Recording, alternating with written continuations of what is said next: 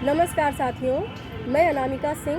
मैं एक CTET qualified student हूँ और जैसा कि आप लोग देख रहे होंगे कि मेरी उपस्थिति इस वक्त पटना के गांधी मैदान में है। ये वही ऐतिहासिक गांधी मैदान है जहां से माननीय मुख्यमंत्री जी ने बिहार के 20 लाख युवाओं को रोजगार देने का एक ऐतिहासिक ऐलान किया था स्वाधीनता दिवस के अवसर पर। तो अब हम युवाओं को भी उनसे बहुत ज़्यादा एक्सपेक्टेशन है कि वो इस उम्मीद पे खरा उतरे। तो हम लोग उनसे अभी भी एक्सपेक्टेशन कर रहे हैं कि काफ़ी टाइम हो चुका है और जब आपके पास लाखों रिक्तियां हैं तो आप क्यों ना इसकी शुरुआत शिक्षा विभाग से करें। तो हम 7वें चरण के अभ्यर्थी जो कि पिछले 3 साल से इंतजार में हैं और हमारा प्रोटेस्ट भी कंटिन्यूटी में चल रहा है। हम लोग 4 नवंबर से फिर से गर्दनी बाग में अनिश्चितकालीन आंदोलन के लिए आ रहे हैं। तो मैं माननीय मुख्यमंत्री जी से अभी भी रिक्वेस्ट कर रही हूँ कि सर, हम लोग आंदोलन के लिए नहीं बने, ख़त्म करवाइए। कब तक हम लोग इस तरीके से रोड पे लाठी डंडा खाने के लिए विवश रहेंगे? अगर आप हम युवाओं को रोजगार दे देते हैं तो आज हम लोग स्कूल में होते और आज बिहार की शिक्षा व्यवस्था को भी एक नया ऊर्जा हम लोग प्रदान कर रहे होते। तो आपसे एक रिक्वेस्ट है सर कि आप हमारे प्रोटेस्ट को ख़त्म करवाइए, नहीं तो ना चाहते हुए भी हम लोग 4 नवंबर से गर्दनी बाग में बैठने के लिए विवश हैं।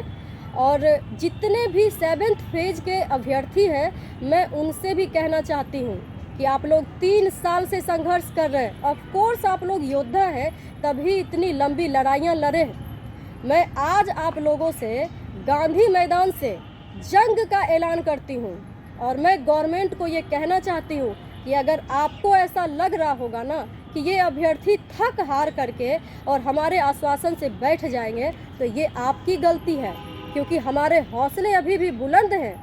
तो मैं ये कहना चाह रही हूँ कि हो चुका है आगाज रन का, हो चुका है आगाज रन का, युग बदलने की तैयारी है, इतिहास वही बनाएगा संघर्ष जिसका जारी है। और हम 7वें चरण के अभ्यर्थियों का संघर्ष तो कंटिन्यूटी में 3 साल से है।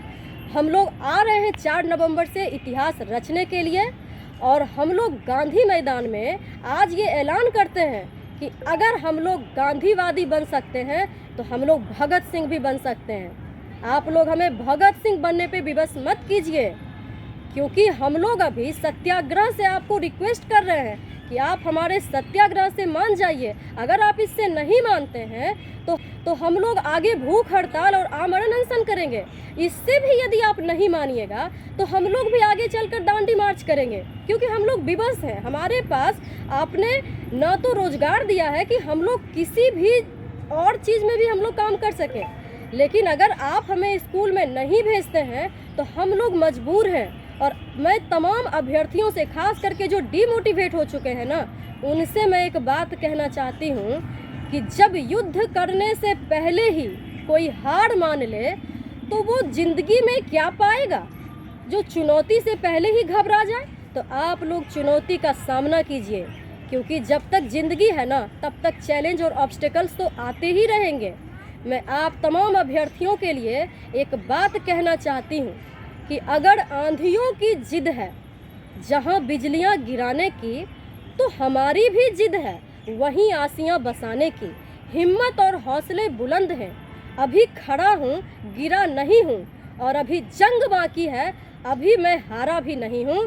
तो सिर पे कफन बांध लो दोस्तों, तलवार उठा लो दोस्तों, क्योंकि ये कलम भी कमज़ोर निकली है।